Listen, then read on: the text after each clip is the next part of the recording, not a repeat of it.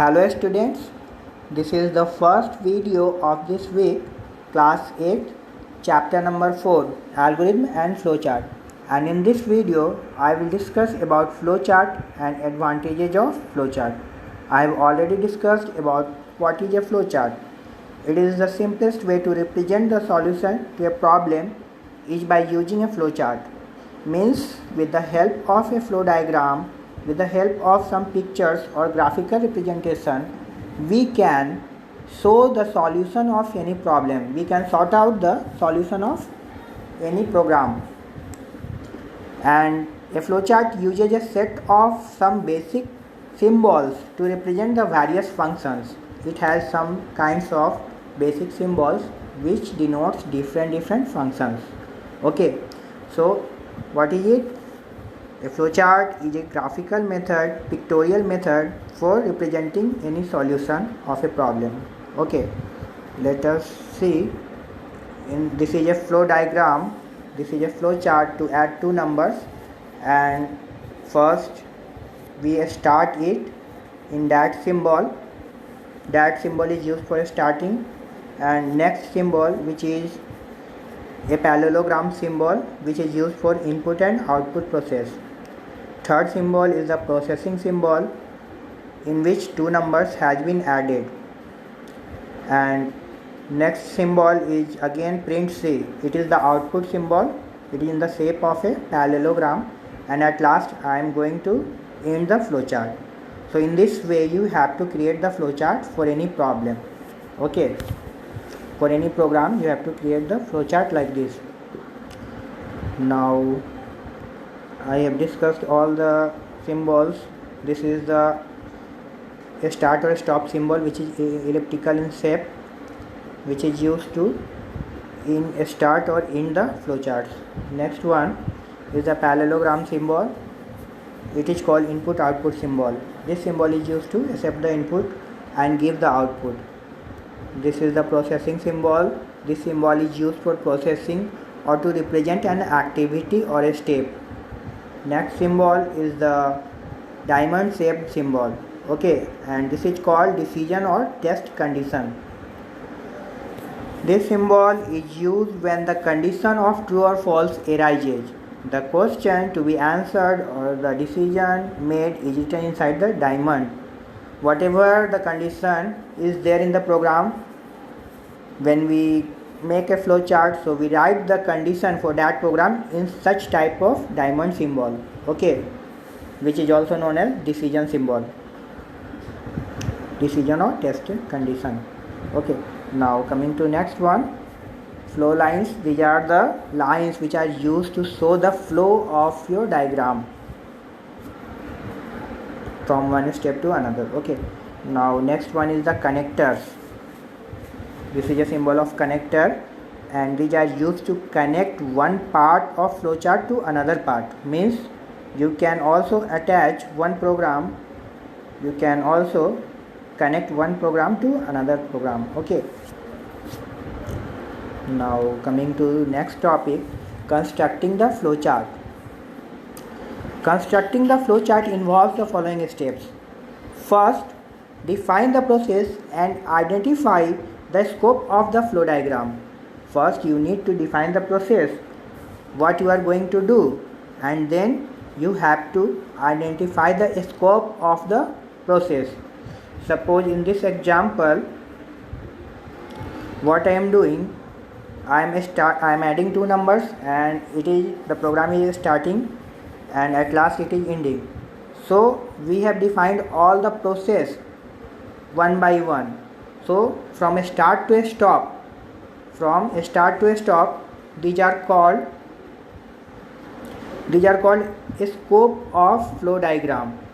From a start to a stop, you can see these are called a scope of a flow diagram. So the whole thing of the flow diagram is called a scope of your flow diagram. Now next point, define the different steps involved in the process and the interrelationships between the different steps.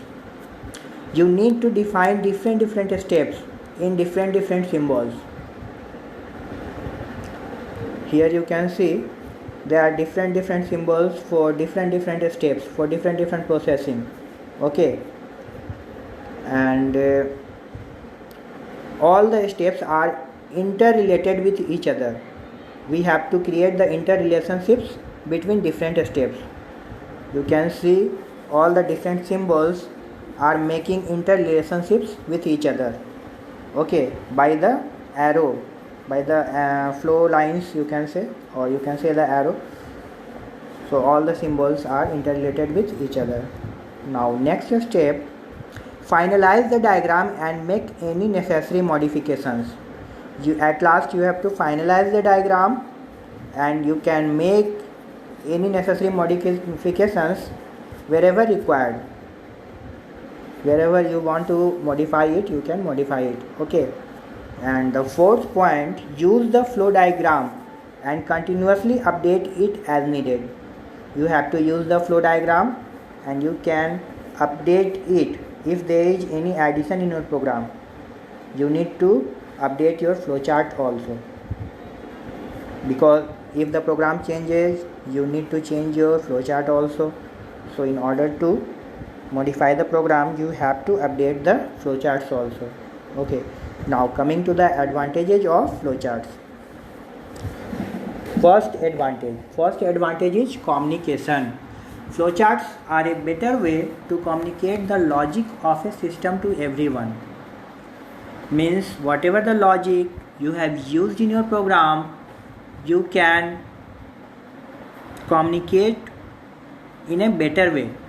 Okay, means you can show with the help of flow diagrams whatever logic you have used in your program, you can show your logic. Next, effective analysis. It helps the flowchart, it helps the problem which can be analyzed in a more effective way. The problems can be analyzed in a more effective way with the help of flowcharts, because whenever we see the flowcharts, we can understand the program very easily. But when we look at the programs, when we read the codes of the program, we will feel many difficulties, and it is very difficult to read the code, to understand the code. But we can analyze it with the help of flowcharts very easily.